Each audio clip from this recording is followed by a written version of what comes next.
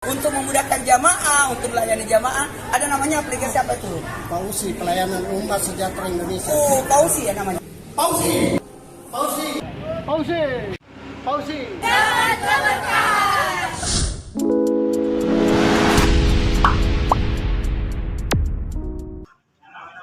Nama saya Jafar, atau lebih lengkapnya Haji Ati Muhammad Jafar, dari DNI Panakukang, Makassar. Alamat ya. Saya bisa poinnya. Oh iya. Berbicara masalah ekonomi syariah dikaitkan dengan masjid, artinya bagaimana mencintai produk syariah, bukan begitu? Adakah gerakan yang sistematis dari BSI Syariah untuk terkait dengan pengusaha-pengusaha sukses untuk mengalihkan uangnya ke BSI Syariah? Nah, terus terang kalau BSI Syariah, kesannya kita itu ya pengusaha-pengusaha kecil yang sama ke sana. Jadi efeknya tidak terlalu maksimal. Perbandingannya misalnya BCA itu dengan BSI, mungkin nasabahnya BCA cuma 2 orang. Nah, yang menabung di BSI ya ratusan orang. Karena uangnya di sana memang banyak. Ada 2 orang. Yang kedua, bagaimana caranya ustadz-ustadz ini hanya menabung di BSI Syariah? Sangat naif seorang ustadz lalu punya rekening di BCA. Menghadap ke sana barangkali. Atau ulama-ulama lain atau tokoh agama. Saya ada case Pak begitu. Seorang ustadz yang sangat luar biasa di Makassar ini, ternyata nabungnya di BCA. Padahal dalam konteks beliau sebagai panutan umat. Saya sudah lama bermitra dengan BSI Pak, terkait dengan sekolah saya di Al-Qalam. Alhamdulillah sudah merasakan manfaat. Seperti itu. Assalamualaikum warahmatullahi wabarakatuh. Assalamualaikum warahmatullahi wabarakatuh. Maros. Ya, saya tadi angkat langsung Maros, tapi beliau tidak ada yang berdiri. Pertama, saya mendengar ada namanya CSR di BSI. Apa itu CSR? Pertanyaan. Ya. Nah, yang kedua, DNI Maros sudah bermitra dengan BSI Maros. Ya. Dan saya sebagai contoh pertama, saya punya gaji pensiun di BSI Maros. Ya. Berikut semua anggota diarahkan ke sana. Ya. BNI Maros sudah membentuk koperasi syariah. Ya. Mohon dilingkan dengan BSI. Apa yang dari mana kita mulai sehingga koperasi BNI Syariah ini bisa bermodal. Terima kasih. Assalamualaikum warahmatullahi wabarakatuh. Silakan. Assalamualaikum warahmatullahi wabarakatuh. Nama Haji Hamzah dari Goa. Senang sekali mendengar pemaparan tadi Bapak. BSI harus dibesarkan Pak. Saya juga sebagai pensiunan gajinya melalui BSI dan bagus sekali karena tanggal 31 itu sudah masuk gajinya Pak. Iya, betul. Kemudian tadi awalnya Bapak menjelaskan bahwa BSI awalnya hanya 5% dari bagaimana itu maksudnya. Kemudian sekarang menjadi 7 dan mari kita sama-sama mengangkat BSI ini menjadi televisi nomor 1. Caranya Pak ya. Ini saya tidak mengada-ada Pak.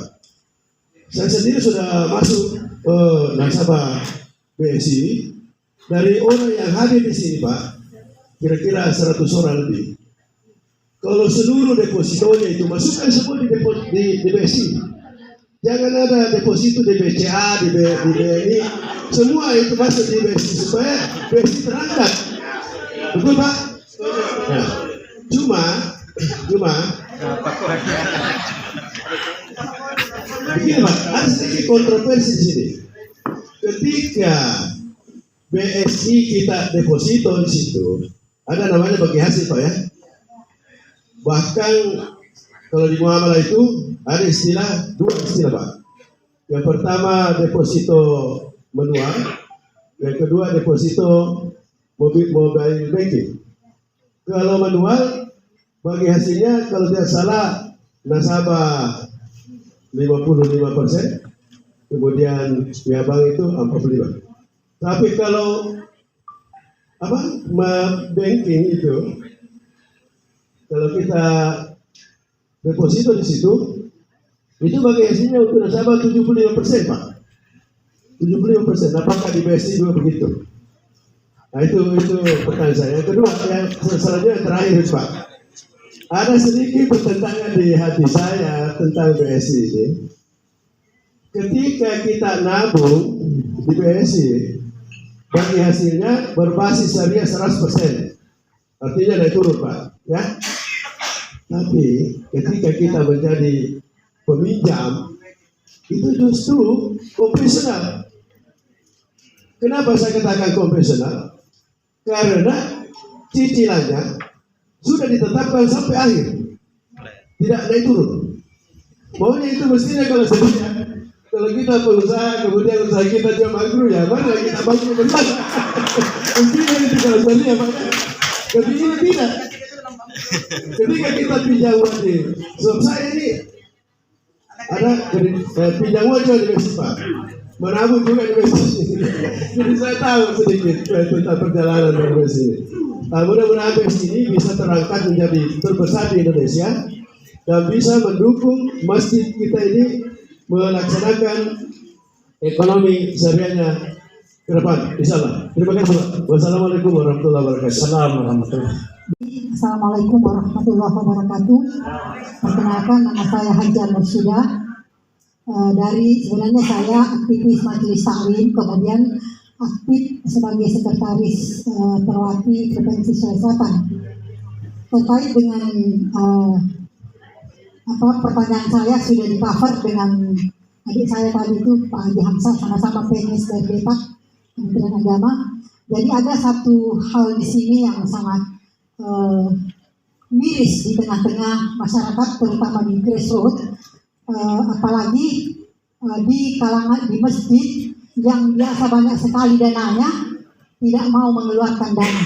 Ya, kecuali kalau mau liti, mau apa ki. Ya, saya terus terang ini di depan rumah saya di masjid besar, saya tidak usah sebut namanya.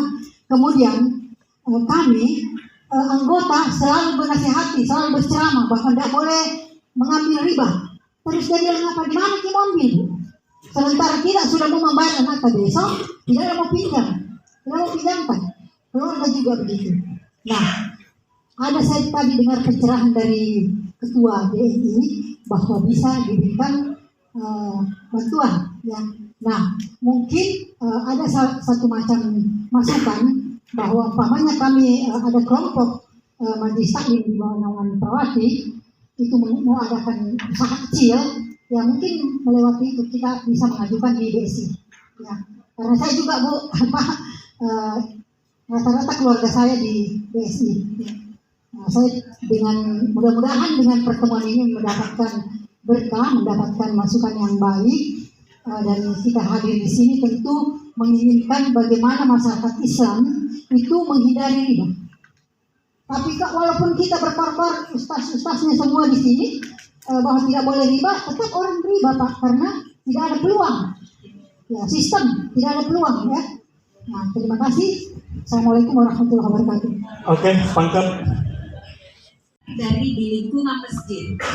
Jadi saya tidak berbicara BSI dan sebagainya.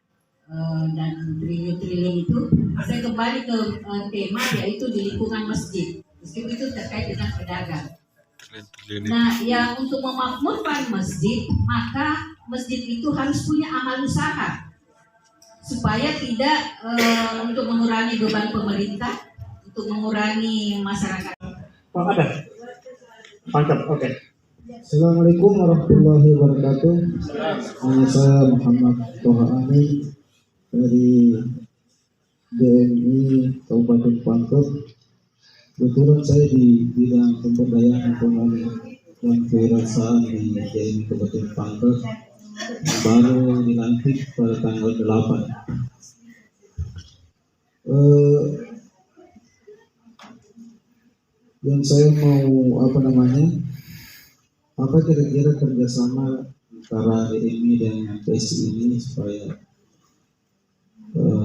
semua masjid itu ya minimal semua rekeningnya itu BSI dipakai. Terus terang kalau selama ini semua masjid, hampir mungkin semua masjid kalau di Pangkep itu ya masih menggunakan bank konvensional. Jadi mungkin ada semacam kerjasama dengan DMI wilayah atau daerah supaya ini semua rekening masjid itu adalah menggunakan BSI. Nah, itu yang pertama. Kemudian yang kedua, kira-kira apa yang bisa kami dari DMI ini untuk bisa diajak kerjasama lagi DMI supaya ini pemberdayaan ekonomi syariah ini bisa berlaku untuk jamaah. Karena saya juga masih di program saya ada ini di bidang perekonomian dan kewirausahaan, tapi saya belum tahu karena bagaimana sistemnya nanti.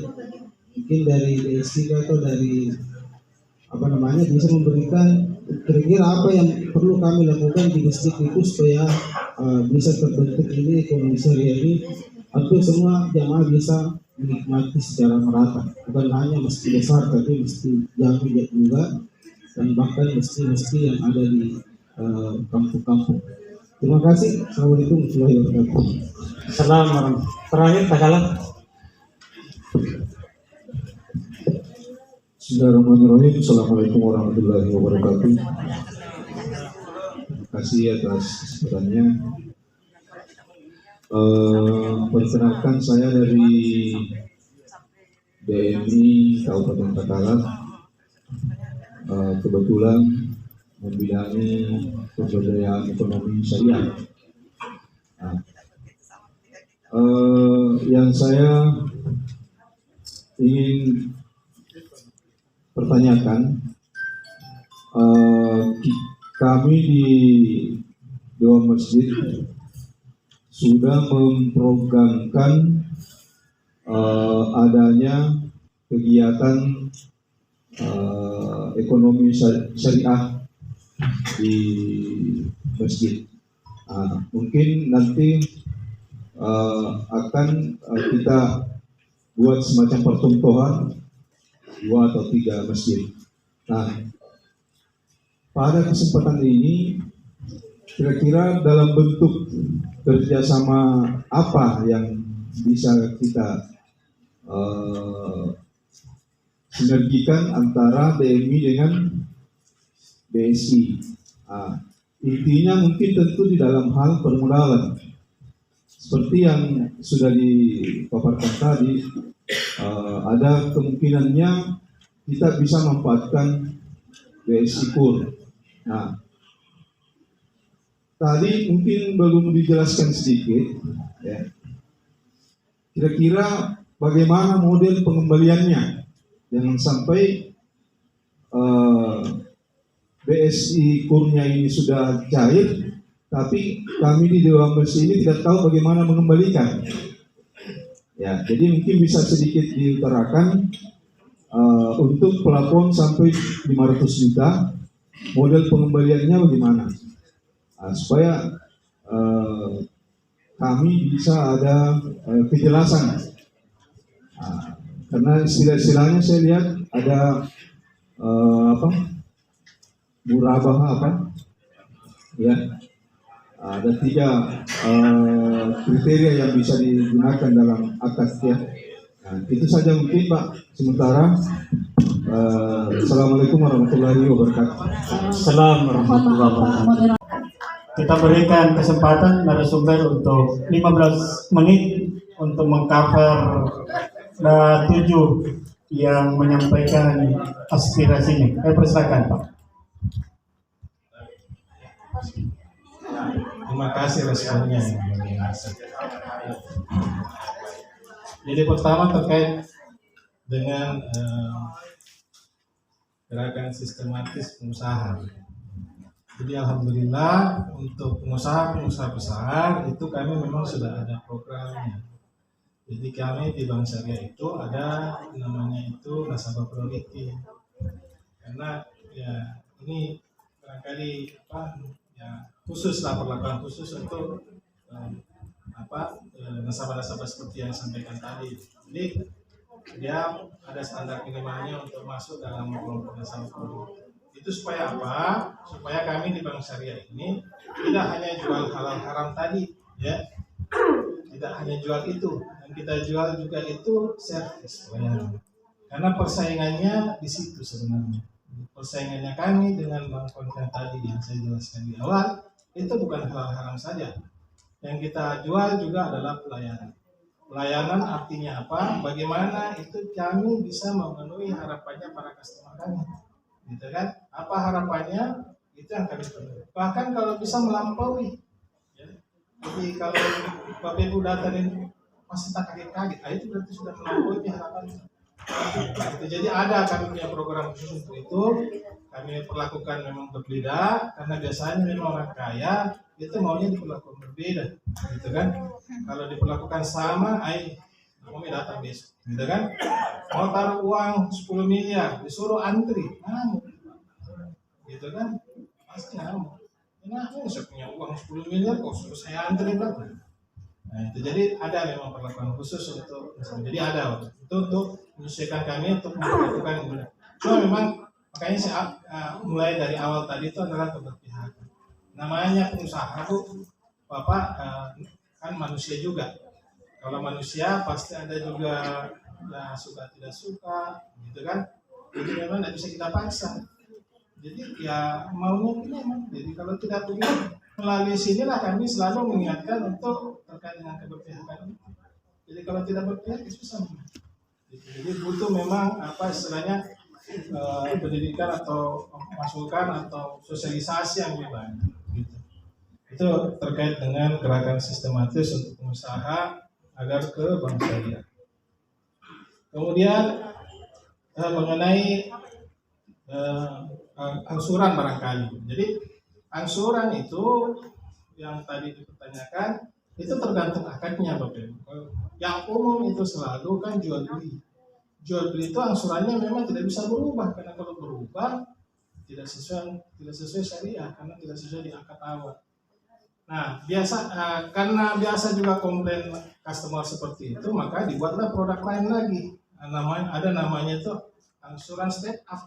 Jadi kecil di awal lama-lama angsuran semakin besar. Karena kita tidak bisa merubah jumlah harga jual berapa. Bisa kita rubah itu.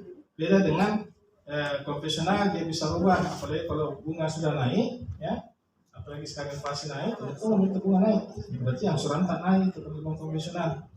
Gitu. Jadi dia bisa merubah sesuai dengan tingkat bunga yang ada di pasar. Kalau di bank syariah tidak bisa, gitu Bapak Ibu. Jadi kalau kita bilang tadi bisa kalau kasih berubah itu angsuran, tidak sesuai nanti syariah. Jadi itu misalnya kendalanya bank syariah. Terus terkait dengan ini garis besarnya saja saya jawab tadi. Kerjasama BSI dengan DNI. Memang tadi sampaikan Ibu tadi, memang sudah ada kerjasamanya. Dan kami juga merespon dengan baik. Jadi setelah informasi, kami saja itu memang diminta untuk Sabtu Minggu itu mengejar atau masuk ke masjid-masjid. Karena kalau kita mau datang ke masjid itu sekarang, tidak ada itu pengurus masjid. Gitu kan? Pengurus masjid itu biasanya kalau bukan sholat maghrib, isya atau subuh. Nah kalau maghrib, isya, subuh, kan pulang tungkit pulang kantor, gitu kan, masa kita mau tungguin gitu pengurus masjid subuh-subuh dong, gitu kan. Nah, tapi biasa memang ada arahan dari pimpinan kami, jadi ya mau tidak mau, jadi yang bisa itu teman-teman itu menyambangi atau menandatangani untuk menindaklanjuti kerjasama yang sudah kami lakukan. Jadi itu kendalanya, karena kita tahu di kalau takmir masjid biasanya susah itu biasanya kita dapat siang. Kalau lohor atau asar itu kan biasanya kalau kantor dekat situ itulah yang penuhi. Kalau perumahan berarti ya pasti pensiun yang isi, gitu kan? Kan? Tapi praktikan begitu kan. Nah, jadi kalau malam itu baru biasanya penduduk lingkungan situ yang isi atau pengurus masjidnya yang isi. Jadi itu kondisi masjid kita. Jadi kita sesuaikan.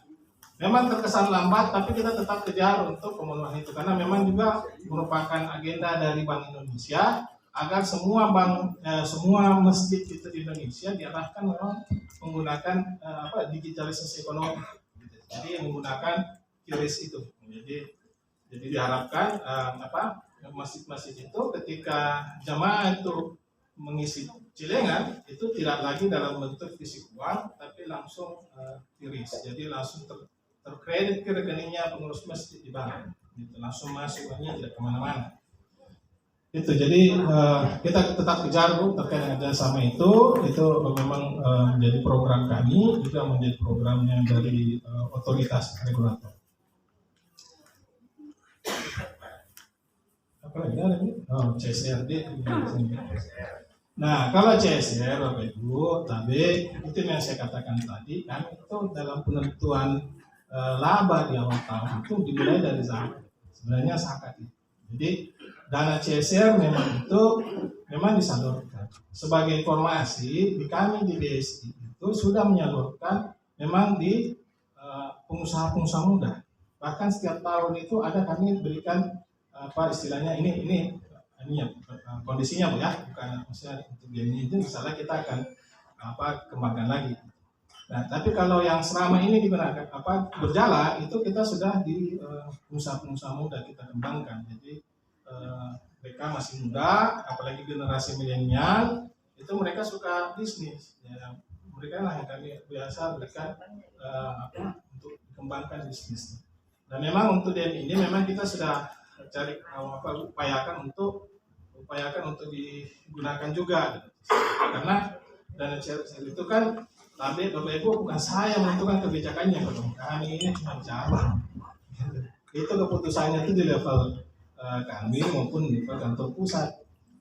Nah, tapi apa yang disampaikan oleh Ibu tadi itu menjadi masukan buat kami untuk kami sampaikan bahwa kondisi yang sekarang ini menindaklanjuti kerjasama BSI dengan BNI memang diharapkan untuk pengembangan ekonomi keumatan. Adapun mengenai seperti banyak tadi yang juga tanyakan, apa bentuknya ini kerjasama, jangan sampai cuma sosialisasi. Makanya saya bawakan di anggota. Beliau ini memang mengurus, coba berdiri Pak Dani. Beliau ini Pak Dani memang mengurus ini. Jadi kalau ada Bapak Ibu yang berminat atau langsung mau saya mengajukan beda, itu bisa menghubungi beliau. Bisa minta nomor HP-nya juga bisa. Masih ditampilkan lah ya. Nomor HP. Jadi, bahkan tadi itu beberapa sudah beliau sudah bawa itu persyaratannya, jumlah asurannya, kalau kita berapa kita mau, jadi sudah ada. Jadi kita mengantisipasi. Tapi Bapak Ibu, ini kita bisnis Bapak Ibu ya, itu saya tekankan. Bisnis berbasis syariah. Ingat, kalau sampai dia bilang, weh aman ini kasih loh. Ya. Pemerintah bayar. Yang tampang surat ya. Jadi kalau tanya ada yang bagaimana mekanismenya itu ada nanti, Pak Dani nanti bisa sebarkan sebentar. Ada brosur yang beliau sudah perbanyak juga tadi, karena instruksi mengisi acara ini kami baru terima tadi malam. Jadi ini pasukan khusus ya. Jadi instruksinya tadi malam harus kami lakukan. Jadi mohon maaf juga kalau penyampainya agak kayak bagaimana saya tadi, dan mungkin karena kurang persiapan barangkali. Tapi insya Allah harapannya bisa memenuhi keinginan Bapak Ibu, memenuhi harapan Bapak Ibu, sehingga bisa apa yang diinginkan dalam forum ini juga bisa jalan dengan baik. Jadi insya Allah kalau Bapak Ibu berminat ada terkait dengan usahanya itu bisa menghubungi Pak Dani. Beliau juga sudah menyiapkan brosur-brosurnya, berapa besarnya diambil, itu berapa angsurannya, berapa apa yang dibutuhkan. Tapi Bapak Ibu untuk risiko itu tetap ada jaminan, Bapak. Iya. Tapi kalau biasa ada yang tanya, kenapa Bang Syari ada guna? Tidak perlu gitu. Saya sudah pernah tanya sama Safi Antoni untuk jaminan ini. Jadi pertanyaannya Bapak Ibu sudah pernah saya tanyakan kepada Safi Antoni. Jadi dia bilang begini, kenapa itu Bang Syari harus ada jaminan? Saya tanya. Langsung Pak Safi Antoni bilang gini, siapa perlu Bang Syari ada jaminan? Syariah tidak perlu jaminan. Kita kan jika dibilang begitu. Terus kenapa harus? Nah, itu ketentuan Bank Indonesia, Bapak Ibu. Jadi Bank Indonesia mewajibkan kami di Bank Syariah untuk jadi itu sebagai jaminan bahwa kami itu menyalurkan pembiayaan atau menyalurkan dana dari masyarakat itu sudah melaksanakan dengan penuh kehati-hatian. Karena bukan jaminan itu yang diinginkan sebenarnya. Ya, karena kalau jaminan itu yang diinginkan, apa bedanya bank dengan pegadaian? Ya. Yang diinginkan itu adalah dana yang hasil diberikan itu dikembalikan dari hasil usaha Bapak. Jadi bukan hasil penjualan mobil, bukan hasil penjualan rumah. Tidak seperti itu yang diinginkan. Jadi hasil usaha yang diperoleh dari Bapak itu yang dikembalikan. Itu maksudnya Bapak. Jadi jaminan itu memang di luar dari aspek syariah sebenarnya. Itu ketentuan yang dilakukan oleh Bank Indonesia untuk kami jalankan di dunia perbankan. Barangkali Bapak Ibu yang bisa saya sampaikan. Kalau saya harap bisa memenuhi harapannya. Terima kasih. Assalamualaikum warahmatullahi wabarakatuh. Saya kira secara umum sudah tercover ya. Beberapa hal itu menjadi wilayah kewenangan DMI. Seperti misalnya bagaimana dai-dai itu atau ulama rekeningnya cuma satu atau minimal ada di BSI. Itu mungkin nanti wilayah kewenangan DMI untuk kemudian bisa mensosialisasi nanti pada kegiatan berikutnya juga kita akan undang para dai dan daiyah. Kemudian bagaimana kerjasama DMI dengan BSI, kemudian itu disupport, ditindaklanjuti di kabupaten kota. Ini saya kira kabupaten kota sudah mendengarnya dan kita tunggu kabarnya bagaimana tindak lanjutnya. Ada hitam di atas putih kerjasama DMI dengan BSI di kabupaten kota sebagaimana setelah dilakukan oleh DMI Provinsi Sulawesi Selatan. Yang tadi disampaikan oleh kakak saya yang paling cantik di belakang itu Bujana tentang CSR, saya kira ini menjadi catatan tersendiri bagi BSI. Saya kira memang perlu ada fokus ya sebagai wujud kerjasama DMI dengan BSI. Ada model yang diberikan penyaluran CSR itu, kemudian ada 1, 2, 3 masjid yang kemudian menjadi model. Kita belajar dari situ yang kemudian saya kira nantinya rezekinya BSI akan jauh lebih banyak lagi ya, setelah itu terwujud ya. Saya kira kita support itu dan mudah-mudahan panitia ini menjadi mencatat itu dan menjadi bagian dari rekomendasi dari pelatihan nanti. Selain daripada itu, tadi yang dikemukakan oleh Bapak dan Ibu sekalian juga nanti akan masih tercover oleh pemateri berikutnya. Karena materi kita selanjutnya ini masih terkait dengan ekonomi syariah yang nanti akan disampaikan oleh narasumber yang lain. Karena itu kita masih punya banyak waktu untuk kita berdiskusi, sharing dan seterusnya untuk hal-hal kesyariatan ya. Hal-hal ekonomi syariah di sekitar masjid. Baik, saya kira untuk narasumber pertama kita cukupkan sampai sekian. Kita beri aplaus yang paling meriah. Yang meriah lagi. Terima kasih. Assalamualaikum warahmatullahi wabarakatuh. Dan terima kasih kepada narasumber. Selanjutnya kami undang Ibu Adelia untuk melanjutkan perjuangan ini. Perjuangan khusus perempuan. Perjuangan khusus perempuan.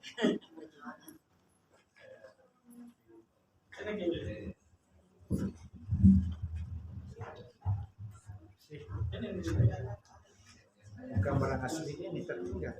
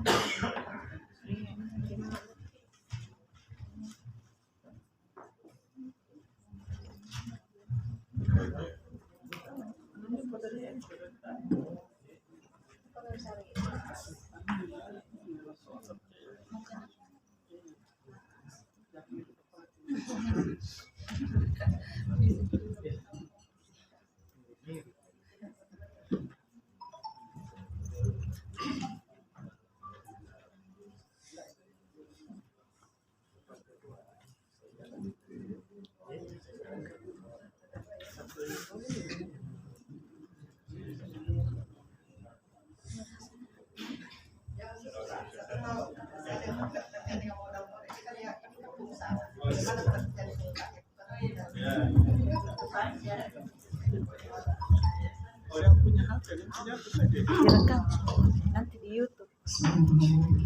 Assalamualaikum warahmatullahi wabarakatuh. Alhamdulillah wa nasta'inuhu wa nastaghfiruhu wa na'udzu billahi min shururi anfusina wa min sayyi'ati a'malina. Man yahdihillahu fala mudilla lahu wa man yudlil fala hadiya lahu. Asyhadu an la ilaha illallah wa syarika lahu wa asyhadu anna Muhammadan abduhu wa rasuluh. Rabbi shrah li sadri wa yassir li amri wahlul 'uqdatam min lisani yafqahu qawli. Yang kami hormati Bapak narasumber yang kedua, yaitu Bapak Haji Rusdi Hidayat Jupri dengan Bapak Rizky Mulyadi. Beliau akan share terkait dengan sesi kita yang kedua, yaitu dari Kadin, yaitu Kamar Dagang dan Industri Indonesia. Organisasi adalah perusahaan Indonesia yang bergerak di bidang perekonomian. Sebelumnya kami informasikan kepada narasumber bahwa peserta ini kita sebenarnya kerjasama antara dua biro, Biro Ekonomi dan Koperasi dan Biro Pemberdayaan Potensi Muslimah. Untuk sering kegiatan ini kami sampaikan bahwa peserta potensi muslimah itu dari penyuluh agama, dari Majelis Taklim, dari DNI dan BKME berbasis masjid. Karena memang penyuluh itu memang sasarannya adalah masjid, binaannya semua di masjid. Dan terkait dengan ekonomi, tadi apa yang disampaikan dengan teman kami dari potensi muslimah, Ibu Dr. Nurjana, bahwa yang ini kami harapkan bagaimana menggerakkan ekonomi perempuan. Nah, apa yang bisa dijadikan, karena tidak mungkin kita berbisnis kalau tidak ada modal. Oleh karena itu, tadi disampaikan harusnya Pak, mohon Pak dari BSI, karena saya juga nasabah BSI. Karena memang ada MOU, karena saya ini sudah pensiun Pak, yang saya dulu di Kementerian Agama Goa. Setelah MOU antara Kakanwil dengan BSI, otomatis semua gaji seluruh kabupaten kota harus di BSI. Itu otomatis karena ada MOU. Seperti itulah disampaikan oleh Ibu Jana bahwa tentu harus bersinergi di kabupaten kota. Karena bank itu tidak akan memberikan kredit atau modal kalau tidak ada MOU seperti itu. Itu mungkin persyaratannya ya Pak. Jadi dan saya juga gaji saya karena saya sudah pensiun, gaji saya masih di BSI Pak. Padahal harusnya tadi pasken ya, tapi saya katakan kalau bisa di BSI. Karena ada beberapa yang ya bukan berarti bahwa menghindari riba, tapi ada sedikit balik syariahnya seperti itu.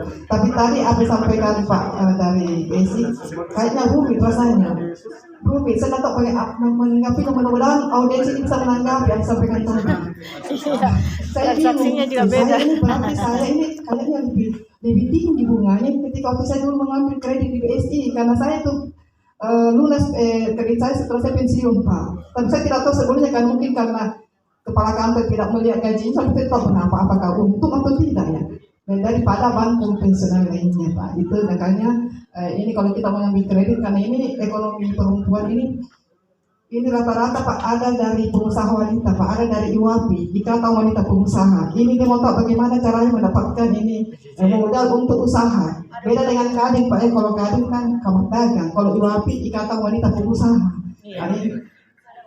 Itu juga. Ibu siapa ya ketuanya? Inilah dia hadir di sini untuk para penyuluh juga. Apa yang perlu dia sampaikan sebagai penyuluh yang ada di masjid, masjid seperti itu. Oleh karena itu, untuk mengetahui apa yang akan disampaikan oleh Pak Rusdi terkait dengan bagaimana berdagang secara syariah, dan mendapatkan modal dan bagaimana bentuk perdagangan khususnya bagi kaum perempuan dan juga para pengurus masjid sehingga masjid itu bisa dikelola dengan profesional. Karena banyak masjid, tidak semua masjid itu bisa mengelola manajemennya secara profesional. Maka ada masjid itu tidak perlu lagi mendapatkan modal, tapi dari umat untuk umat. Modalnya dari umat dan keuntungannya umat dan untuk kesejahteraan umat. Ada juga masjid seperti itu Pak. Seperti Al-Markas kan di situ sudah ada sewa, ada jual beli seperti itu. Jadi ini mungkin itu yang perlu diharapkan pada teman-teman outputnya nanti ketika saya melaksanakan kegiatan ini. Dan sebelumnya kami persilakan tentu kepada Pak Presiden Pak atau Pak Haji Rusdi Hidayat. Beliau ini adalah dari Biro Ekonomi Koperasi BNI Provinsi Sulawesi Selatan. Dan untuk itu sebelum kita mulai materi ini, kita bersama-sama membuka dengan membaca bersama. Bismillahirrahmanirrahim. Kepada yang bersama dengan hormat.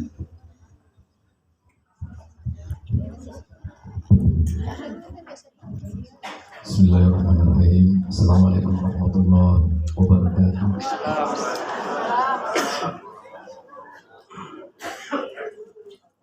Alhamdulillahirabbil alamin. Wassalatu wassalamu ala Rasulillah Muhammad wa ala alihi wa sahbihi wa man wala amma ba'd. Rabbi shrah li sadri wa yassir li amri wahlul 'uqdatam min lisani yafqahu qawli.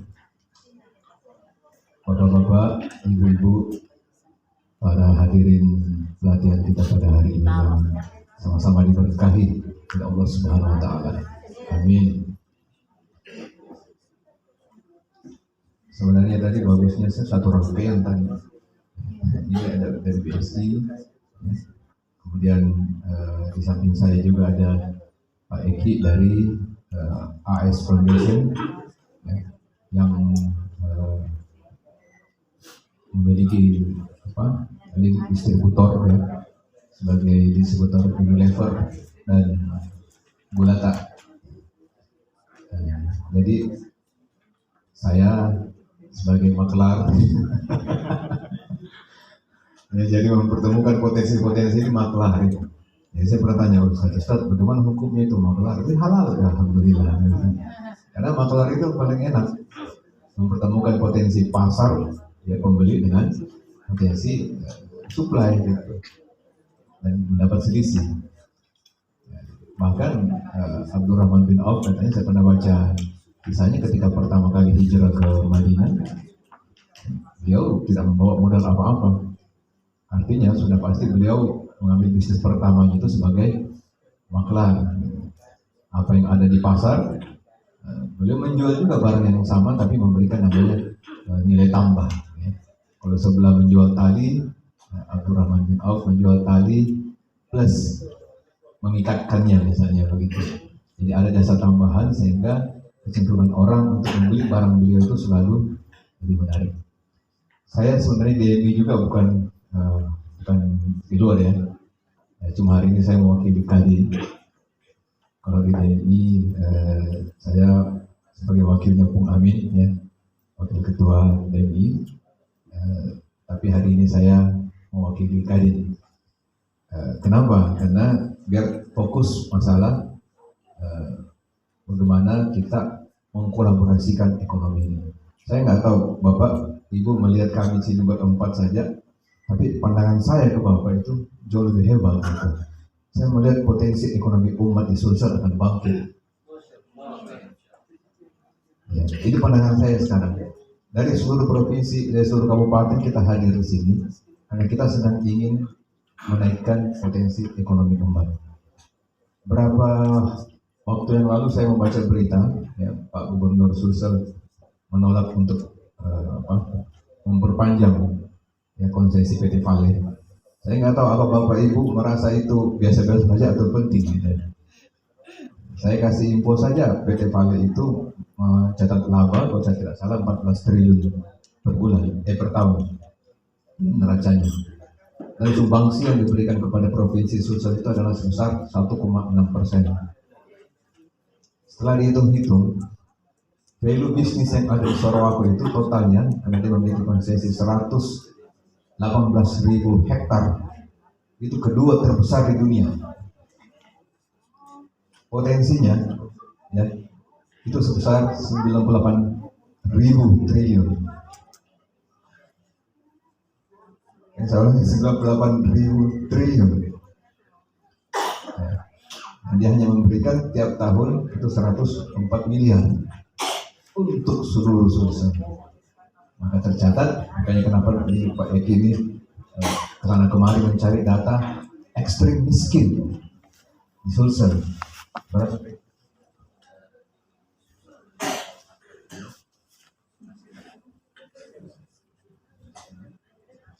% yang ekstrim miskin, itu pendapatan di bawah 600.000, 500.000 per bulan, Pak.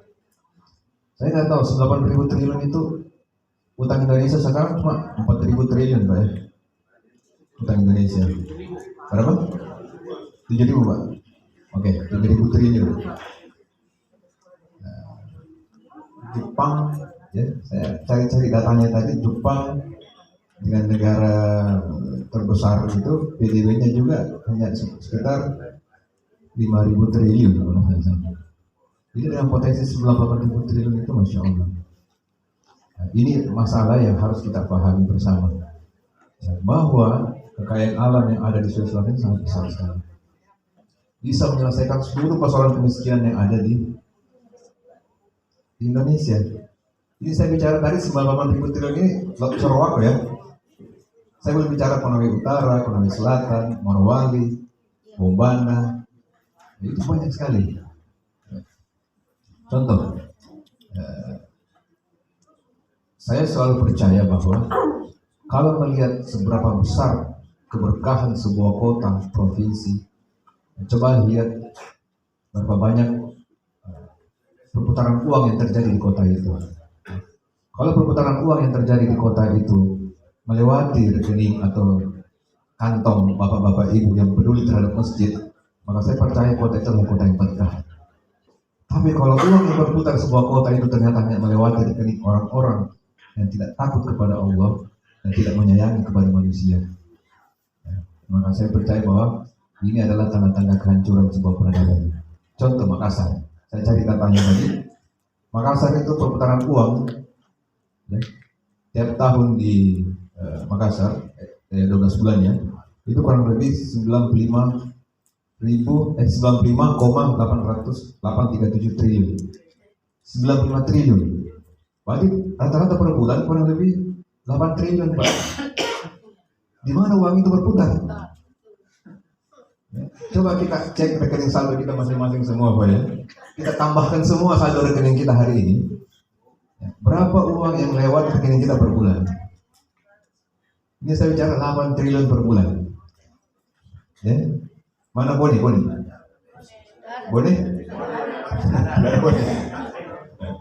Nanti Pak JK sama Pak Amin Sami kemana ini? Tersinggung ini. Ini ketua DMI pusat loh dengan ketua DMI wilayah.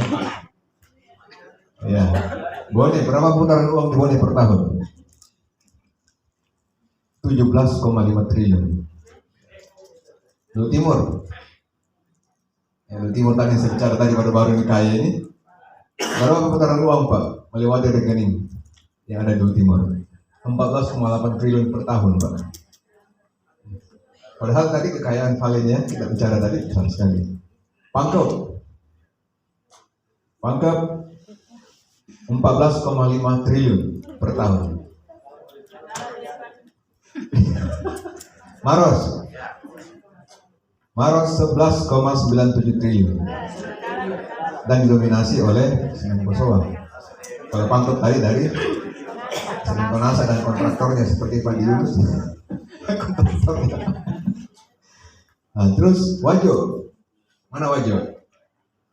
Ada satu.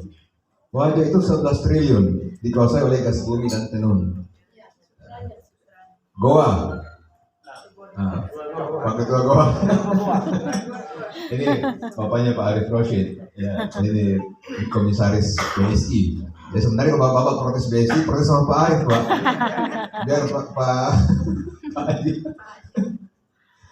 Ya, Goa itu sebesar 11 triliun dikuasai oleh para pedagang-pedagang dan peternak. Pinrang, ya. Pinrang itu 10 triliun dikuasai oleh beras dan tambak. Ya. Apa yang mau ditanya? Takalar? Takalar? Mana orang Takalar? Ada yang tahu? Ini pada Takalar. Takalar itu saya terus terang bingung sama Takalar ini. Saya dari dulu itu berpikir membuat market yang besar di sana. Dari dulu itu. Tapi distributor, ya kayak gitu, nggak ada yang mau drop barang di Takalar. Kenapa? Katanya itu lebih dia ke Bulukumba atau ke melewati Takalar gitu. Nah, di sini juga saya mencatat pemutaran uangnya memang kecil sekali, Pak. Hanya 5 triliun per tahun. Padahal ini kan dekat sekali dari Goa, ya. Ya, saya nggak tahu ya. Silakan orang Takalar yang pikirkan. Saya lihat banyak brosur-brosur beredar iya kalau ikan, ya tuh harap ikannya bisa sampai 5 triliun gitu. Tapi saya lihat justru pangkep yang susah, Pak. Jadi ini tantangannya menurut saya. Kita harus paham. Jadi sekali lagi kembali, uang ini berputar, Pak. Sekitar kita dia berputar. Kalau Bapak Ibu tidak merasa penting untuk melewatkan di rekening Bapak Ibu, maka kita harus cari alasan bagaimana uang yang berputar itu melewati rekening kita. Karena kalau habisnya saya mohon maaf ya, saya mohon maaf, Pak. Kalau melalui gaji sudah pasti tidak bisa melewati banyak gitu kan, yang seukuran dengan gaji. Maka satu cara adalah caranya gimana? Caranya gimana? Investasi. Kita harus punya alasan wadahnya, yaitu punya usaha. Jadi uang berputar itu seperti air ya, air berputar kencang gitu. Kalau Bapak punya wadah cuma segini, Bapak ambil air begini, dapatnya pasti hanya maksimum segini kan? Mau lebih besar, berarti harus ganti wadah. Mau lebih besar lagi pakai ember atau apa? Tapi kalau tidak diganti wadahnya, maka dia pasti akan tetap seperti itu. Ini saya tidak ingin berbicara panjang, saya ingin menggugah mindset kita. Ya. Kita harus serius memikirkan ini. Kalau orang mengatakan bisnis itu fardu apa yang kalau kifayah ya kalau ini, maka saya mau dia jadi fardu ain.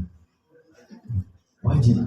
Tidak boleh mengatakan sudah ada yang pengusaha, saya pedang saja, pegawai saja, tidak bisa. Biar pegawai harus punya usaha. Nah ini yang kita mau bahas hari ini. Kita mau berbagi mencari jalan. Ya, jadi coba saya ceritakan sedikit Pak Bendum ya, Pak Bendum, Pak Jasari. Ini beliau dari dulu di Yayasan Kala dapat gaji, tapi dia berdagang. Maksud saya ini contoh yang sampai saya ingat dulu beliau pernah cerita ketika masih umur. Nah, beliau bawa angkot Pak ya, pernah ya? Bayangkan Pak, kepala sekolah bawa angkot, tidak malu. Memang kalau masih pasir kaki Pak, ya susah. Harus kita kalahkan itu memang rasa malu kita untuk memperbesar wadah bisnisnya. Terus yang kedua, ya, nanti Bu Adini mungkin saran saya nggak usah tanya jawab dulu. Kita lempar ke Pak Rizky, Pak Eki, supaya kita bisa komprehensif membahasnya. Masjid kita ada di Sulsel itu sebesar 17.800 ya, kalau saya tidak salah.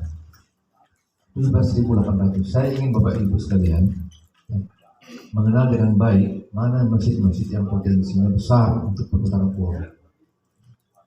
Masjid itu kata Pak Jika kan selalu diulang-ulang 3. Yang pertama ada pendirinya, yang kedua ada pengurus, yang ketiga adalah jamaahnya. Jangan kalau ada masjid terlalu dominan pendirinya saja, perputaran uang itu nggak besar. Nah, tadi Pak Andi Lutfi menceritakan Jawa Karian, ini contoh yang jamaahnya yang bergerak, Pak. Kalau jamaah yang bergerak, maka pasti perputaran uang itu maksimal. Pasti maksimal. Nah, ini saya berharap kita pulang nanti ke daerah, coba identifikasi mana yang jamaahnya itu besar. Ya. Nah, kemudian kita coba adakan benchmarking, ya, pendekatan. Yang mana kita bisa adakan duluan untuk pendekatan bisnis. Nah, bisnis itu sekali lagi, ya, ada untung ada rugi. Itu tidak bisa dipisahkan. Cuma bisnis harus untung. Tidak bisa bilang, makanya antara sosial dan bisnis jangan digabung-gabung, Pak. Sosial, jangan enggak ini saya ambilin jadi pegawai, kasihan dia sih. Jangan, itu sudah salah pasti. Dia harus pegawai yang profesional dan bisa menghasilkan laba. Bukan, jangan karena kasihan dia miskin ini, jangan. Tapi dia harus punya skill, kemampuan untuk menghasilkan uang. Nah, dan kita jalankan seperti itu, kadang dia untung, bisa juga rugi. Nah, jadi jangan sampai rugi kita putus asa, kemudian meninggalkan potensi untung. Nah, ini harus menjadi mindset kita, bahwa untung dan rugi ini satu pasang gitu. Dia fa inna ma'al usri yusra itu satu pasang. Ya. Seandainya tidak satu pasang, Allah tidak akan ajarkan kita seperti itu. Bahwa yang namanya yusra, lapang, untung, gede, memang harus ada satu sisi yang melekat di sampingnya, itu adalah namanya kesulitan. Ini harus menjadi mindset utama kita bisnis. Persoalan untung, uang, money follow the prospect. Ya. Di mana ada prospek usaha yang bagus, uang pasti akan ikut. Prospek usaha yang bagus itu dimulai dari keyakinan kita sendiri. Ya. Ada orang bisnis tapi tidak confidence, tidak yakin bahwa dia bisa untung. Apa kita jual ini? Ya ini biasa, jangan murah-murah. Tidak bisa begitu. Apa kita jual? Nggak bisa biasa jadi. Dari awal langsung mendowngrade dirinya, bisa biasa yang saya jual. Ini gula-gula ini, enak ini gula-gula ini. Dimakan sama Pak J, pernah saya lihat ini. Caranya gimana ya? Kita membuat namanya advokasi terhadap produk kita. Advokasi bahwa ini produk yang kita jual ini adalah produk yang sangat everybody happy gitu. Kalau Anda pakai, Anda gunakan, Anda bahagia. Makanya bisnis itu sebenarnya adalah bagaimana menyelesaikan masalah orang-orang. Ya. Kalau bisnis Anda tidak menyelesaikan satu masalah, maka dia tidak punya potensi menghasilkan untung. Ya. Saya ulangi, ya. Bisnis itu harus mampu menyelesaikan satu masalah. Jadi kalau ada orang curhat sama kita, Pak Ibu, dengar kita, ya, bisa jadi itu potensi usaha yang bagus. Ada orang, Pak, aduh saya nggak mati kerja, nggak ada yang mencuci di rumah, nah, itu potensi usaha untuk laundry. Saya pulang, saya tidak sempat memasak enak-enak untuk suamiku. Potensi usaha itu Gojek.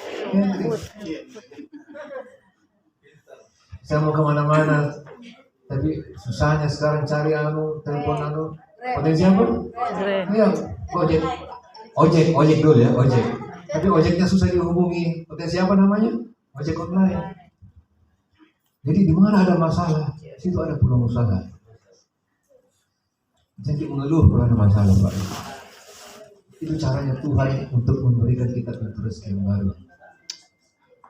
Makanya salah satu potensi orang dalam Stephen Covey itu, Seven Habits, ya. Ciri-ciri orang yang hidupnya paling efektif adalah dia tidak reaktif, ya. Tapi dia responsif, dia merespon masalah.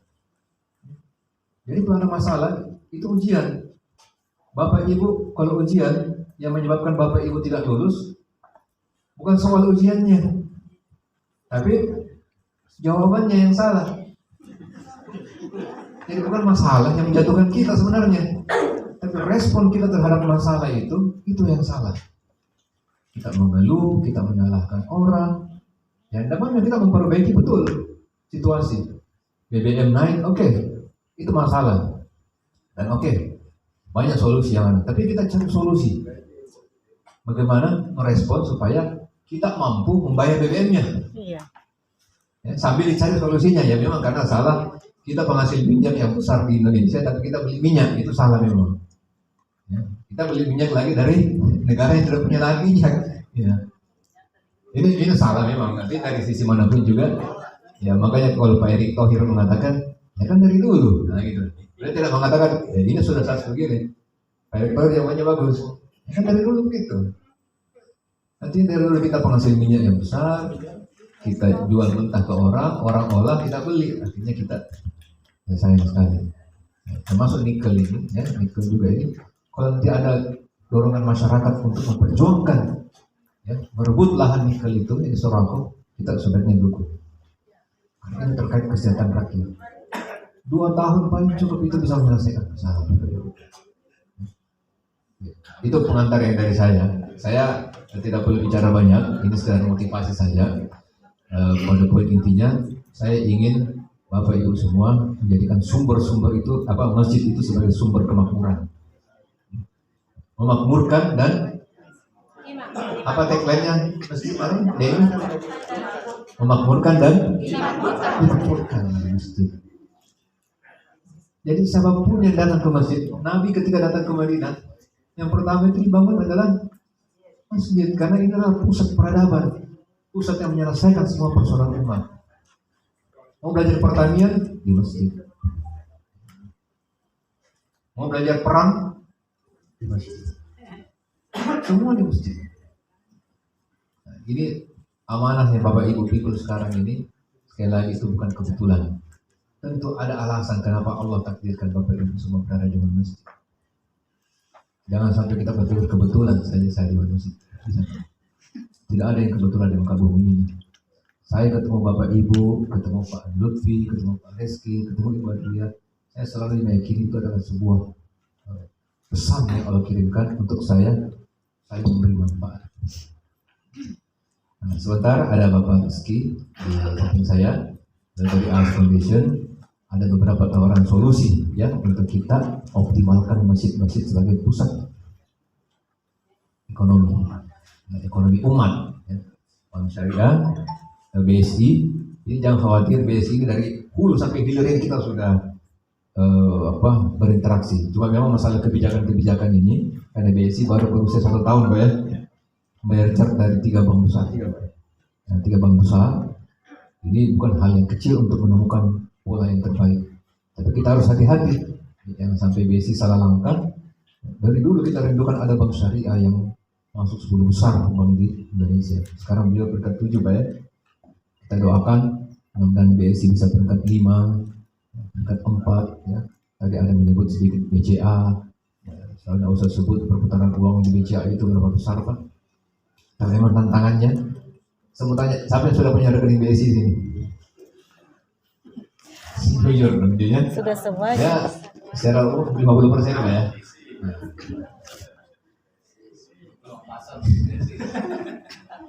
Jadi tadi majelis ulama kemarin kita kemudian saya di komisi luar negeri, saya bendahara di situ, lagi mau kirim ini, mau kirim insentif kan honor.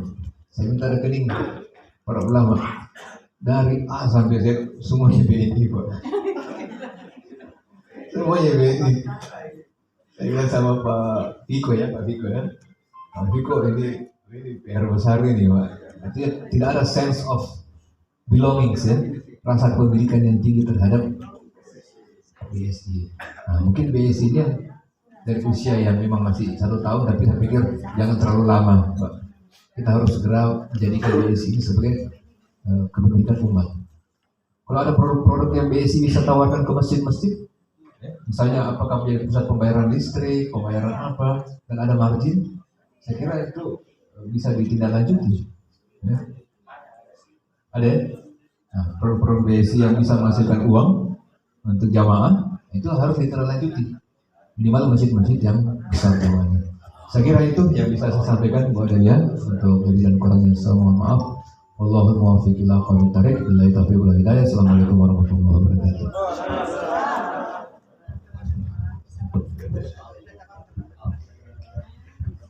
Terima kasih apa yang disampaikan Pak Haji Rusdi Hidayat yang tidak adalah wakil ketua di BNI membawahi ekonomi dan koperasi. Dan ini adalah yang kedua, pemateran kedua adalah inilah intinya sebenarnya pertemuan kita. Bagaimana tawaran untuk berbisnis berbasis masjid. Nah kebetulan ini intinya yang akan dibawa oleh Bapak Reski Mulyadi, beliau adalah Direktur AS Foundation. Dan kepada Bapak kami persilakan.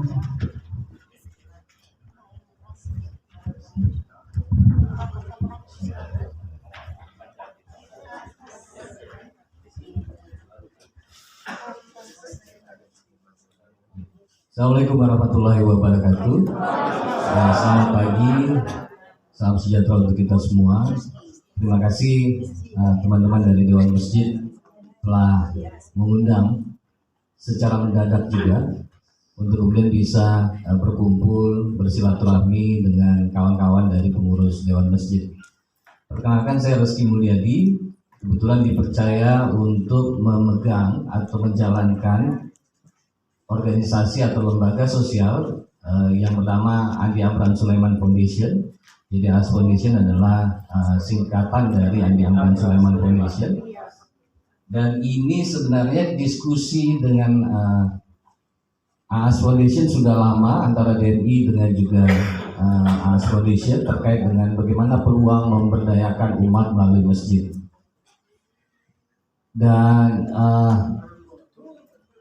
ketika kita berdiskusi dengan teman-teman DNI, ini tentunya banyak hal yang telah diberikan masukan oleh owner dari AS Foundation, Bapak Andi Amran Sulaiman, bagaimana peluang untuk mengembangkan masjid sebagai pusat perekonomian, pusat peradaban, pusat pendidikan, pusat segalanya, seperti yang disampaikan Pak Rusdi tadi. Saya agak khawatir sebenarnya menjadi pembicara setelah Pak Rusdi karena begitu makronya, begitu banyak yang telah disampaikan oleh Pak Rusdi, sehingga kemudian kayaknya sepertinya tidak ada tersisa lagi untuk saya bahas gitu. Tetapi yang saya mau bilang di sini bahwa ketika kita bicara pengurus masjid, saya bicara masjid dekat rumah saya, rata-rata diurus marbotnya dari mahasiswa. Ketika ada kuliahnya, kendalanya seperti yang disampaikan dari BSI tadi, ada peluang bisnis nggak bisa ditangkap karena tidak ada yang menggawangi masjid itu secara permanen.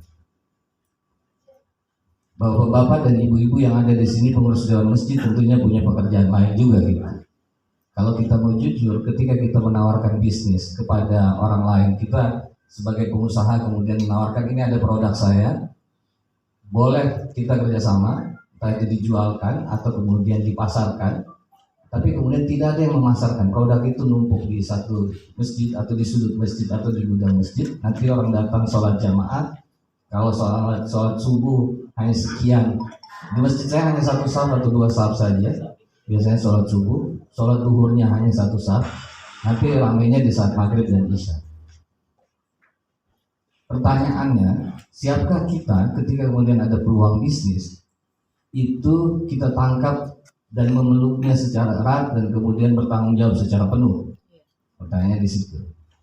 Tetapi oke lah, paling tidak ini menjadi bahan renungan kita sama-sama bahwa kita harus jujur bahwa kita mengurus masjid tidak semuanya secara bulat, dalam artian kita mengurus masjid secara penuh. Seperti yang disampaikan bagaimana konsep Nabi menjadikan masjid itu sebagai pusat peradaban, pusat pendidikan, pusat perekonomian.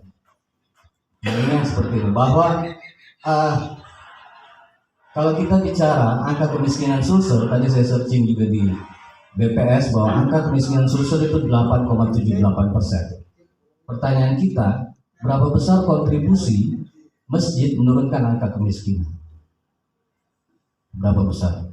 Pernahkah kita berpikir bahwa kita berkontribusi menurunkan angka kemiskinan? Kalau kita bicara masjid, pertanyaan berikutnya yang paling sederhana, sudahkah kita mendata di sekitar kita bahwa ada duafa itu berapa persen yang ada di sekitar kita? Orang miskin di sekitar kita berapa persen? Ya kan? Kemudian kaum disabilitas, kaum rentan. Sudahkah kita mendata atau apakah kita mengenal umat di sekitar kita? Jangan-jangan kita berpikir untuk kemudian ikut berkontribusi menurunkan angka kemiskinan, menjadikan masjid sebagai pusat kemakmuran, tetapi kita tidak mengenal siapa yang akan kita bantu. Benar nggak? Saya bukan ustadz nih Pak, saya mengenal orang-orang yang sering jamaah di masjid saya, tapi saya tidak mengenal semua orang satu kompleks. Mungkin ada baiknya masjid punya database, sehingga tahu apa yang mesti dibantu. Jangan kemudian kita bicara, ini saya lompat-lompat aja ya Pak, kita bicara CSR, kita tidak bisa menurunkan CSR memakaikan baju ukuran yang sama untuk semua orang. Iya. Ukurannya beda-beda. Persoalan di sekitar kita beda-beda. Jangan-jangan BSI kasih keluar CSR, AS Foundation kasih keluar bantuannya, tapi kita bingung, bantuan ini mau dikemanakan ya? Ada orang melihat kayaknya kok nggak punya gula ya, ini saya kasih gula deh. Jangan-jangan yang kita bantu itu orang yang juga bisa membeli gula lebih banyak dari masjid. Karena kita tidak punya database. Penting rasanya masjid itu punya database selain orangnya, individunya, tapi persoalan di sekitarnya. Kita mau berpikir bahwa kita menurunkan angka kemiskinan Sulsel yang 8,78%, tetapi dekat rumah kita itu kemudian ada orang yang kita tidak tahu ternyata dia kelaparan udah 2 hari. Bisa jadi begitu kan? Itu yang saya mau bilang, bahwa bagaimana kemudian masjid menjadi pusat pemberdayaan masyarakat. Jadi minta maaf nih, saya tidak punya materi saya baru tulis di sini, tetapi background pekerjaan saya yang selama ini selain menjadi wartawan juga adalah pekerja pemberdayaan sosial, kerja di Bank Dunia, kemudian bekerja untuk USAID dan beberapa organisasi lain. Dari catatan saya kadang-kadang ya itu yang menjadi bahan renungan awal tadi, kita bingung mau membantu. Jadi saya pernah bekerja di isu perubahan iklim mengenai kampanye bagaimana menyelamatkan hutan Indonesia. Bahwa saya nanya nih Pak Ustadz, kita mau bikin lembar khotbah yang biasa di depan masjid tuh, kalau kadang-kadang setiap habis Jumat kita bagikan ke orang gitu, atau selebaran itu ya. Ya saya bikin pertemuan di Papua, yang hadir itu pendeta, imam masjid, dan tokoh-tokoh agama. Dia bilang, kita sudah sampaikan bahwa menyelamatkan hutan itu penting. Ada ayatnya, ada hadisnya, ada di Quran, ada di Alkitab, tapi umat tidak mau mendengar. Saya bilang begini, boleh tidak saya cabut statusnya dulu, status ustadznya saya cabut, status pendetanya saya cabut, dan untuk apa? Saya kasih jadi publik dulu, jadi orang biasa dulu. Jadi kalau menjadi hamba Allah yang baik, apa yang ingin didengarkan dari ustadz, apa yang ingin didengarkan dari pendeta? Bagaimana? Oh ya saya mau ini, ditulis lah. Semua satu tembok. Kita biasanya bikin pertemuan itu di pertemuan desa di Papua. Itu satu tembok keliling itu banyak sekali persoalan. Pertanyaannya, pernahkah kemudian itu disampaikan di masjid sebagai pendeta atau sebagai ustadz selain tentang surga dan neraka? Oh belum pernah. Nah sekarang kita bikin nih sama-sama tentang kampanye itu, bahwa ini. Kita tulis sama-sama. Jadilah lembar khotbah yang dekat dengan persoalan di sekitarnya. Bukan kita bicara mengawang-awang bahwa oke, ini banyak uang nih beredar. Kayak Pak Rusdi tadi, kita bicara triliun kayak kita bicara di dompet kita ada berapa banyak. Kita bicara ratusan juta, kita bisa bicara puluhan juta, kita bicara 1 juta, 2 juta. Kayaknya kalau kita sebut begitu gampang. Tetapi sekarang apa yang ada di sekitar kita, bagaimana kemudian kita menjawab persoalan itu. Nah di sini di AS Foundation ini adalah lembaga yang sebenarnya sudah lama, tapi kemudian baru terlembagakan 1 tahun terakhir. Bulan September tahun lalu kita ngobrol dengan Pak Amran Sulaiman untuk kemudian bagaimana kita buat lembaga yang memang secara profesional membangun kekuatan sosial. Saya bilang oke, saya setuju bergabung tapi bukan untuk politik. Jadi AS Foundation ini betul-betul adalah organisasi yang pure murni untuk kemudian pemberdayaan umat. Nah, Bapak-bapak dan ibu-ibu sekalian, yang ingin saya sampaikan tadi bahwa selain kita ingin menginginkan masjid yang betul-betul bisa menjadi pusat, sekali lagi pusat peradaban, pusat pendidikan, pusat perekonomian. Kita akan bangun masjid insya Allah di Panekang. Luas lahan yang disiapkan, mungkin udah pernah baca bahwa luas lahan yang disiapkan itu 2 hektar. Insya Allah akan dibangun luas masjidnya itu 1 hektar. Masjid itu niatnya dari Pak Amran Sulaiman ini niatnya bahwa tidak punya celengan. Dia dihidupkan bagaimana cara menjalankan masjid. Sekaya apapun orang, kemudian kalau kemudian menghidupi terus, mensubsidi terus dan segala macam, itu juga habis juga kekayaannya gitu. Tetapi tidak, dia bilang begini, bahwa oke, kita bangun masjid tanpa celengan. Kita bengong dong, tidak pernah kita lihat masjid tanpa celengan. Gimana caranya? Luas lahannya 2 hektar, masjidnya dibangun 1 hektar, 1 hektar berikutnya itu menjadi pusat perekonomian yang akan menghidupkan masjid. Jadi misalnya dibikin pusat kuliner, pusat apa dan segala macam. Jadi tidak ada celengan. Pusat-pusat perekonomian itu yang akan menghidupkan masjid. Inilah bagaimana pengusaha membangun masjid. Jadi ada perspektif berusaha. Jadi bangun seperti itu. Nah ini yang perlu kita lakukan. Dan hal yang lain juga, selain itu fungsi masjid juga bisa juga tentang advokasi.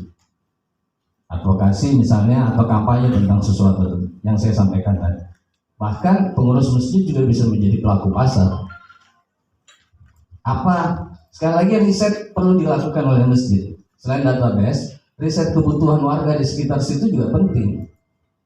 Jangan-jangan kita menjual beras atau menjual gula atau menjual sesuatu yang memang sudah banyak di situ atau memang tidak dibutuhkan di situ. Ini perlu riset kecil-kecilan kayaknya Pak Rusdi. Kenali umat di sekitar kita, penting rasanya. Jangan-jangan kemudian kita berpikir misalnya kita di Tiran Group kita punya 2 hal yang bisa terkoneksi langsung atau relate berhubungan langsung dengan masjid. Ada Gulata. Gulata ini adalah produk dari kita, gula yang di pabriknya ada di Bombana. Kemudian kita juga distributor Unilever. Tetapi kan kalau kita bicara bisnis itu harus untung seperti Pak Rusdi bilang, seperti BSI bilang. Jangan-jangan kemudian kita mengeluarkan, misalnya Unilever kita kasih, satu masjid 5 juta produk Unilever. Mau dipasarkan kemana? Model pemasarannya bagaimana? Apakah door to door, ataukah masjid buka outlet, ataukah kemudian masjid buka kredit untuk jemaah masjid? Nah perlu ada skema begitu. Jangan kemudian saya siap. Bagaimana pembayarannya nanti? Jangan-jangan kemudian kita menjadi pengurus masjid yang tidak amanah. Karena kita tidak punya skema, tidak punya rencana bisnis untuk itu. Ini penting. Jadi ini sudah lama kan Pak Rusdi ini ngobrol dengan Pak Amran Sulaiman bahwa kita mau bangun kerjasama gitu. Mana model kerjasamanya? Apa tawaran dari Dewan Masjid? Ini penting karena sekali lagi bahwa tawaran itu tidak bisa kita pukul rata untuk semuanya, bahwa skema bisnis itu harus disesuaikan dengan kondisi di sekitar kita. Nah, makanya perlu kita buat database-nya. Ya kan, kalau kita tidak punya itu, sekali lagi kita mau tolong siapa gitu. Saya pernah punya pengalaman begini dan saya sering diketawain sama Bapak Andi Amran Sulaiman. Suatu waktu saya mau buat pengajian di AS Building di Urip. Saya diminta untuk memanggil 30 anak panti asuhan. 30 anak yatim piatu. Saya menghubungilah seorang ustadz yang saya percaya. Tidak usah saya sebutkan namanya. Ketika yang datang hanya 3 orang yatim piatu. Padahal dia yakinkan saya semua ini yatim piatu. Dia yakinkan saya semua. Saya jamin semua ini yatim piatu. Ini binaan saya. Tapi kemudian datanglah 30 anak. Ditanya satu-satu, Yang lain bilang bapaknya ada di mana, ada di lagi kerja, ibunya memang lagi di rumah. Nah, maksudnya kita jangan sampai kemudian kita, saya yakin di dalam ruangan ini tidak ada lah. Dan Ustadz itu tidak ada di sini. Tidak ada di sini. Tidak ada di sebelah kiri, tidak ada di tengah, tidak ada di sebelah kanan. Tapi yang saya mau bilang begini, bahwa apa kaitannya dengan itu, bahwa kita bisa jalankan ini harus kita amanah. Sekali lagi, teman-teman DNI atau teman-teman masjid bisa jadi kan kerjasama begini. DNI menjadi payungnya, tetapi kerjasamanya kita langsung dari masjid. Bisa kayak begitu. Jadi dari AS Foundation, Tiran Group, kemudian langsung ke masjid. Oke, kita langsung salurkan situ. Masjid langsung berhubungan dengan kita, tidak lagi dengan DNI. Maksudnya DNI ini sebagai organisasi payungnya, ya kan? Tapi misalnya masjidnya ibu, misalnya ada di mana? Oke, kita kerjasama. MOU, atau MOU-nya dengan Dewan Masjid. Oke, nanti sepengetahuan Dewan Masjid kita langsung kerjasama langsung dengan masjid. Bisa kayak begitu. Tapi sekali lagi butuh bisnis plan-nya supaya kita bisa sama-sama enak nih. Kita sama-sama untung Unilever tahu nggak berapa? Yang kita dapat bersih itu hanya 1%. Kalau kemudian dari 1% ini pun kita rugi, maka kemudian justru masjid yang akan membunuh pengusaha. Bisa kan kayak begitu logikanya, ya enggak? Padahal kita mau sama-sama saling memakmurkan, saling memajukan. Nah sekarang kita punya Unilever, kita punya gula. Harga gula kemasan sekarang, ini sekalian promo ya. Harga gula kemasan sekarang itu kemasan polos ini ya, kemasan polos itu 12.800. Harga di pasaran kalau mau dijual langsung itu 13.500. Berapa kita beli gula? 14.000. 14 deh. Masih banyak untungnya. Itu kalau gula. Itu kalau gula. Unilever yang 1%.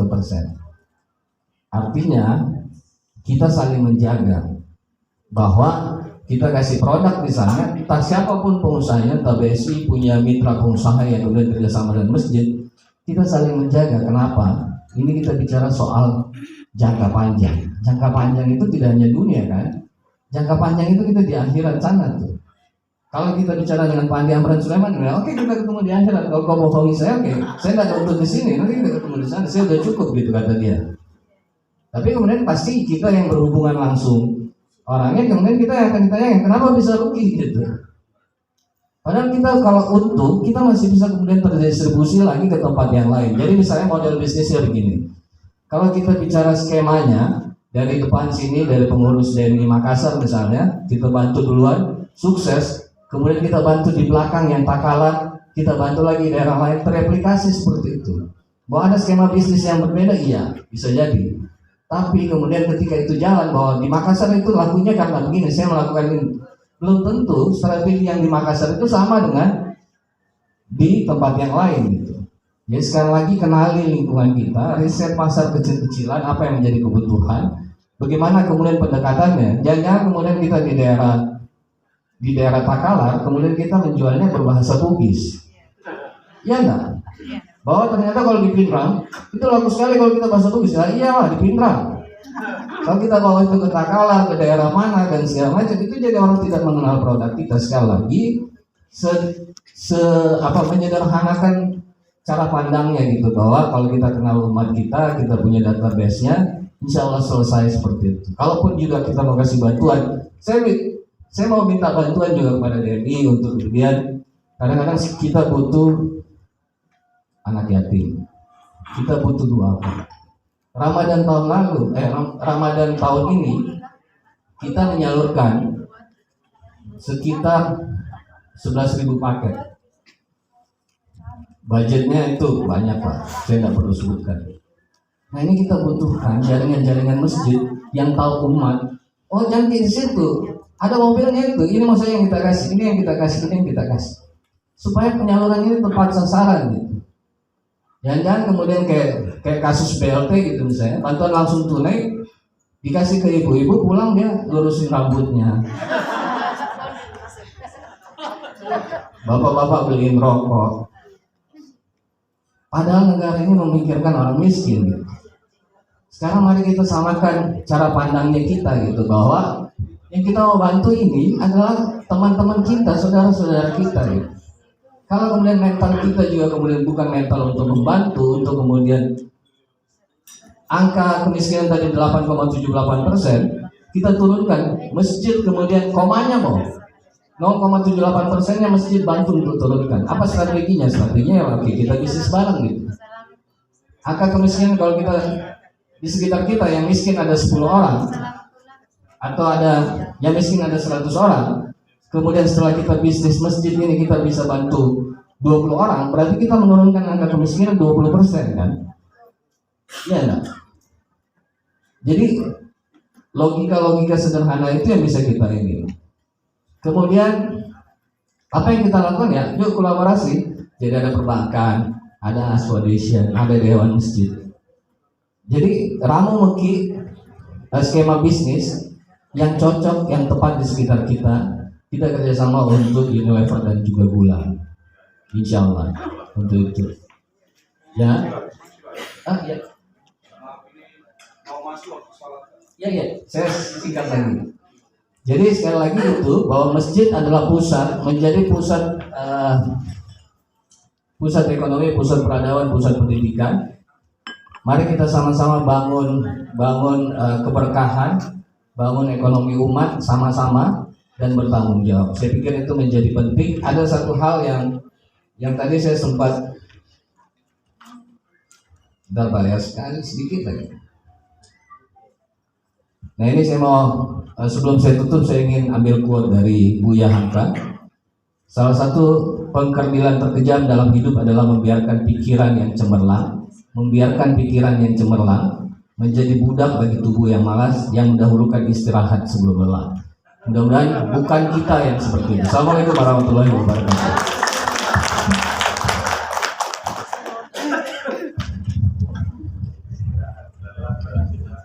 Terima kasih, alhamdulillah, dua pemateri yang telah memaparkan.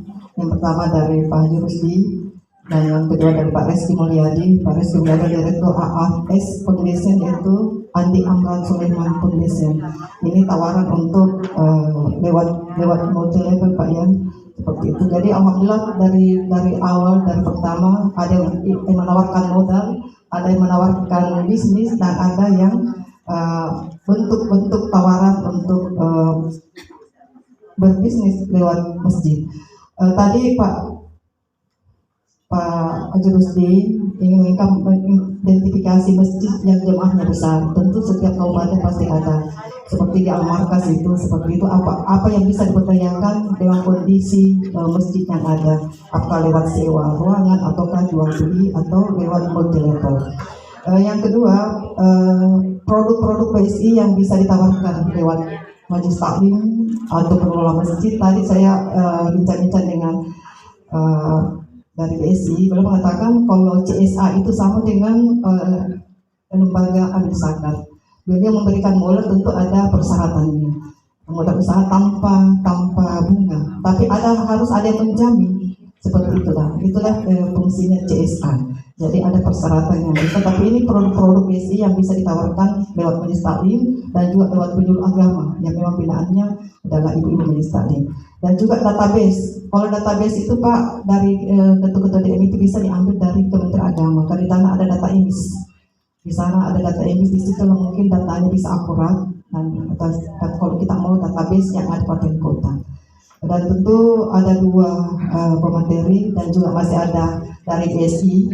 Kalau ada yang masih ingin menyampaikan, tapi saya batasi Pak Kanit sisa 15 menit dengan 3 penanya. Mudah-mudahan dengan 3 penanya bisa merangkul semua yang keinginan kita terkait dengan bagaimana tawaran berbisnis lewat AA Foundation.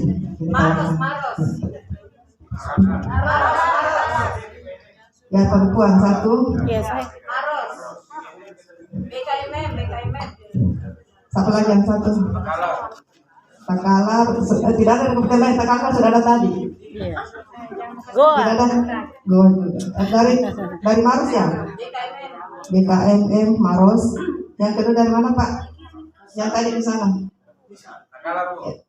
Yang di depan dulu Pak ya, Makassar. Ini Pak yang Makassar ya. DMI Makassar, satu lagi 3.